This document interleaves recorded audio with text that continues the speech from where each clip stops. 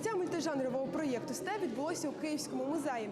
Це друга ініціатива проєкту «Шлях». На виставці представлені живопис, інсталяції, перформанс, музика та відеоарт. Открывается выставка современного искусства. Это одна из 7 инициатив в большом проекте, и называется она «Степь», «Чоль» на крымско-татарском. На відкритті виставки учасники проєкту презентували перформанси. Перформанс – це складова цілого проєкту, тому що всі художники, які задіяні в тому проєкту, є частиною великого шляху. Рубрей – це матеріал, який супроводжував кримських татар, які у них називалися, це з радянських часів існувала така назва «Толь». Оцей «Толь» супроводжував їх весь шлях повернення до Криму. Він фігурує в тому проєкті як наскрізна лінія, такий він місцями розривається, місцями скеровує не в той напрямок, місцями він жмаканий, місцями він розірваний, але це є наскрізна лінія, запізніла реакція. Знаєте, як є, ви бачите, в небі летить літак, ви не чуєте звуку, коли літак пролетів, до вас доходить звук, він повідомляє, що щось відбулося. Це перформанс про запізніле усвідомлення втрат.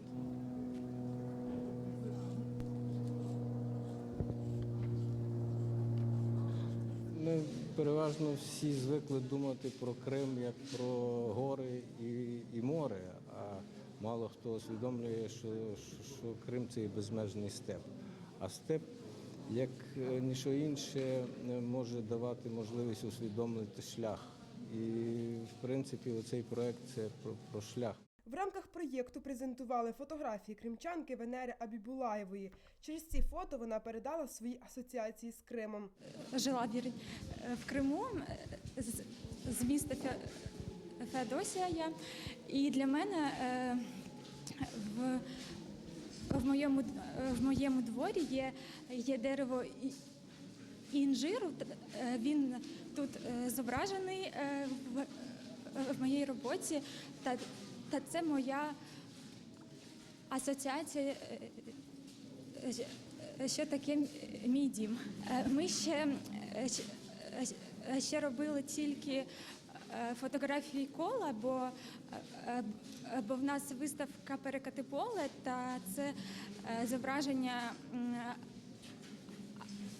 асоціюється як круг,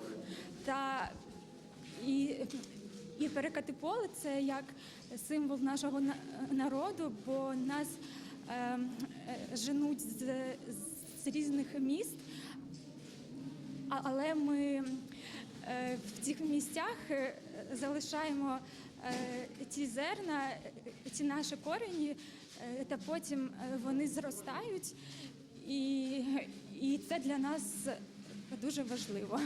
Дуже сподобалось. Дуже такі, навіть конкретно в цьому залі, дуже такі прості ілюстрації, але дуже глибокі, і воно змушує якось задуматись. За словами керівника проєкту Рустема Скибіна, до виставки ще будуть додаватися екскурсії та експонати. В рамках этой темы они рассказывали, показывали через свое творчество, через свои искусства о рефлексиях, о степи, о свободе, о пространстве, об отношении к пространству. Ми дуже багато про Крим говоримо з точки зору політики, з точки зору прав людини. Це важливі аспекти. Але ми про Крим маємо говорити з точки зору мистецтва, з точки зору культури, бо це дає набагато глибше розуміння, в першу чергу для мешканців континентальної України, що ми втратили тимчасово і чому нас так болить Крим, і чому ми так завзято боремося за нього. Вхід на виставку вільний. Подивитися її можна до 10 листопада. Анастасія Терещук, Максим Терещенко. Новини на Суспільному. Крим.